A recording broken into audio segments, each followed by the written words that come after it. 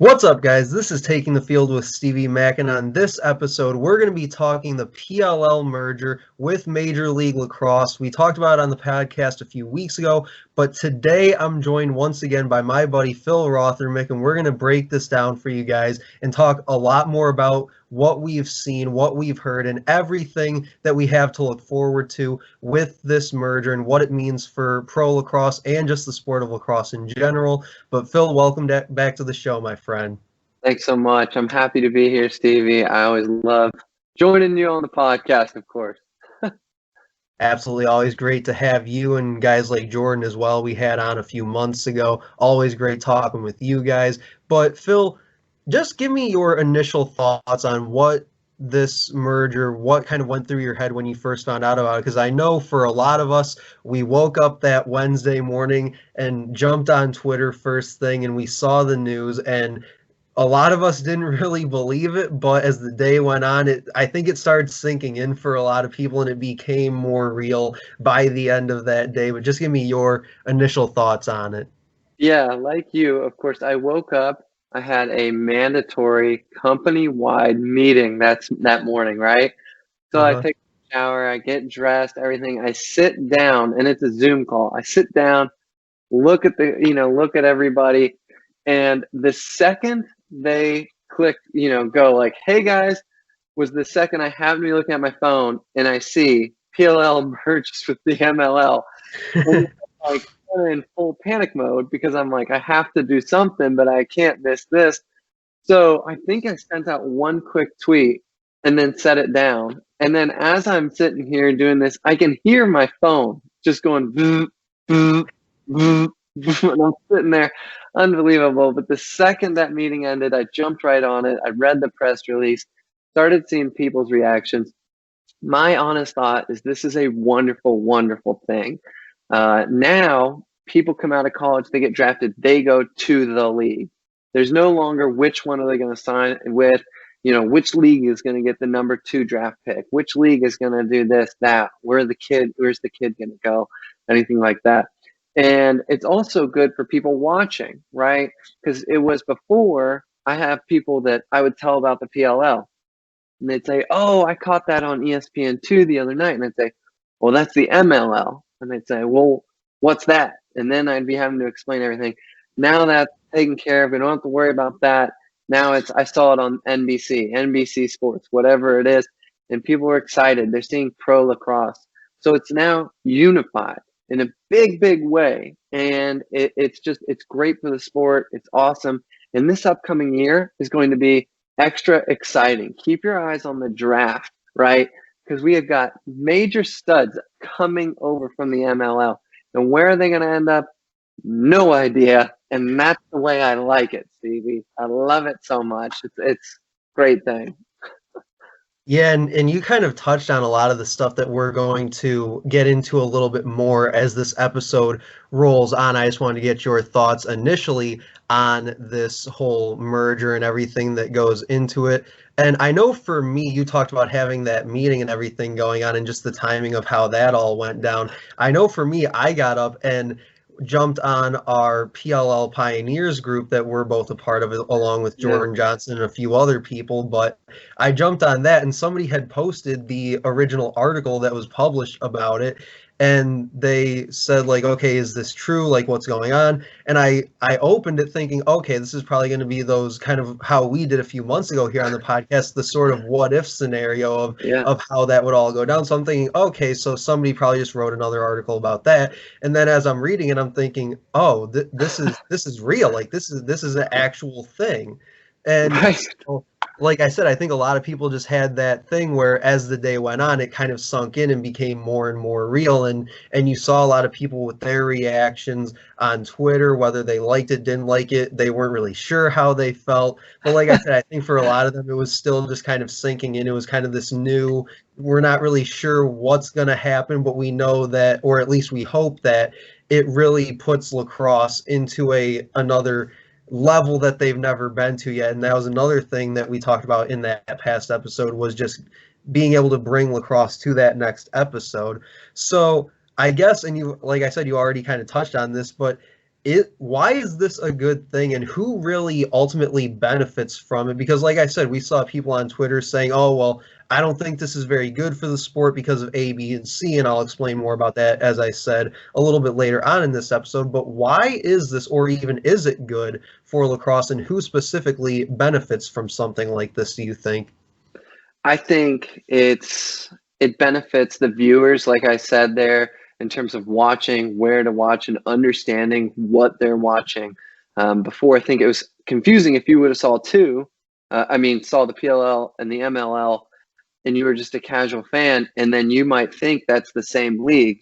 That's going to get confusing. So I think the viewer definitely wins. So obviously that goes with the fans.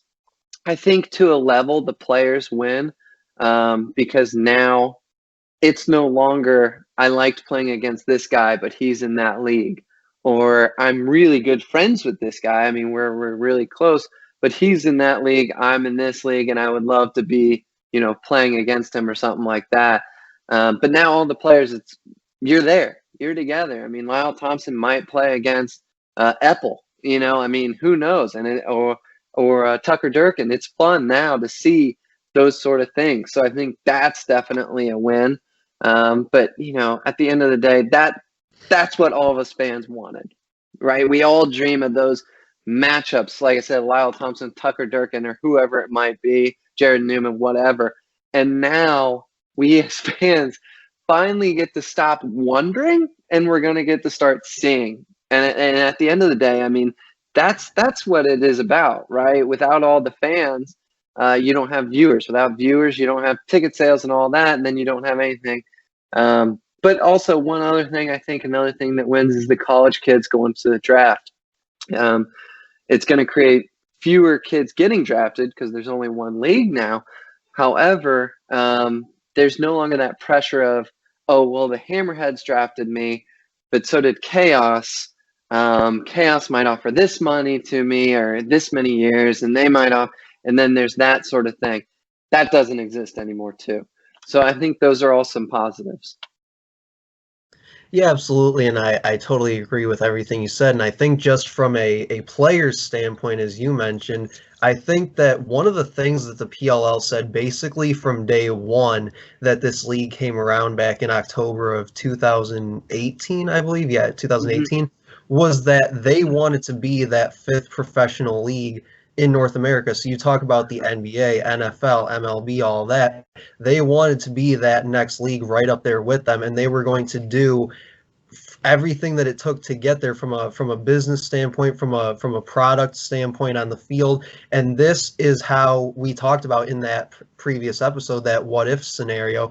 This was how they were going to be able to do that, because they advertise the best players in the world, but you can't really say that until you have a guy like Lyle Thompson playing in the PLL and different guys like that, and now they do. And one thing that we'll talk about here in a minute is, what does this do for the growth of the sport? And I think that when you talk about something like that, when you talk about growth, you have to look, I think, more so at the youth level, which is what the PLL has been targeting, is growing the youth level. But I think when you talk about growth, you can't really talk about that in terms of the professional league, because with the professional league, when you're trying to get up there with the NFL and the MLB, those guys are considered like the 1% of guys that play that sport. And now the PLL has the ability to create that with lacrosse, and creating that 1% of guys that make it to the league, as you mentioned, because now they are that outdoor professional league. It's not them and the MLL, it's just them. Yeah, I think one of the big benefits in terms of growing the sport here that the PLL has really capitalized on is social media, right? I mean, they are on top of it, whether it's Instagram, Twitch, Twitter, Facebook, you name it, YouTube, whatever it is, right? They have really capitalized on that. And I know my generation, your generation, and then as generations go lower and lower, it's all about social media. That's what it is. I don't know that I ever saw the MLL capitalize on that as much as I do the PLL. So now we have all that under one roof. So all the players are together, and we have that social media way of connecting. And that's going to create more fans, as it already has. but now we have even more players that are even better. So it's just kind of this perfect snowball effect that is gathering more fans, more players, everybody's joining in, and the sport will continue to grow. Yeah, and I think to your point about social media, the PLL definitely does it in a way that I don't think we've seen even in the NFL or NBA or whatever. They've definitely set themselves apart in that way as well. And I think that you didn't really see, you mentioned the MLL wasn't really on that level as them. I don't think you really saw them even really attempting to be on that level even until the PLL came along and said, well, look what they're doing over here. Like we need to be able to step up our game and sort of match that level as well. So I think that in that regard, that was good for the MLL to raise their level of social media and things like that. But obviously, that's no longer going to be an issue now that they're part of the PLL. But I guess now that we've talked about all of that, If I the can next, add on to that real quick, Stevie, yeah, one other thing I want to say with social media I think is really cool that is different is the players interact with fans. And you see oh yeah, that often. And you see players follow fans, talk with fans, banter with fans, whatever it is. That's a huge difference maker. And I know that when the PLL started, they really encouraged players to start accounts if they weren't on Instagram or Twitter. They encouraged players to use hashtags. They kind of gave them a little social media 101. So they weren't just doing it for their brand, but also for the players. And because the storyline of any sport to succeed is the players. We all know LeBron. We all know his thing. That's why he's fun, or you hate him, whatever. And that's what makes someone like Jared Newman, he went to Rhode Island, he's at the Chaos, he's got all this swagger, and he has the fastest shot, which makes him fun to watch because now we know about him. So just to kind of hammer in that social media thing a little bit further, I think that's something really special that they did. Yeah, absolutely. And I think even just over the summer, I had Pat Harbison reply to one of my tweets about something. I think I was saying something about short stick D mids because I used to play short stick D mid for a few years. So I think he was responding to something about that. And then Yeah. even just yesterday, I tweeted something the other day about buying more Premier Lacrosse gear, and I was like, hey, does anybody have any suggestions? And Connor Farrell actually replied and said, hey, you should probably check out getting a Chrome jersey. And I was like, oh, since you were my fantasy face-off guy this summer, maybe I should. And he was like, honestly, you should, like, go for it. So just kind of funny interactions like that, just randomly popping up. But yeah, I think that's definitely really cool because anytime I see that, I'm like, wait, who replied to this tweet? Like, that's so so yeah, that's definitely a big part of it, I think. But like I said, now that we've talked kind of everything we know up to this point in terms of the merger and everything that's going on there, we kind of have to at least touch a little bit on what's going to come. And we talked about this before we started recording this episode is the different drafts, whether it's going to be expansion, entry draft, collegiate draft, different things like that. And just all the different players that are going to be now funneling into the PLL over the next probably 4 or 5 months or so, I would imagine. But then I realized the other day that one of the things not being so much talked about too is PLL free agency because anybody that wasn't extended before the championship series, I think it would be safe to assume is now going to be a free agent going into 2021.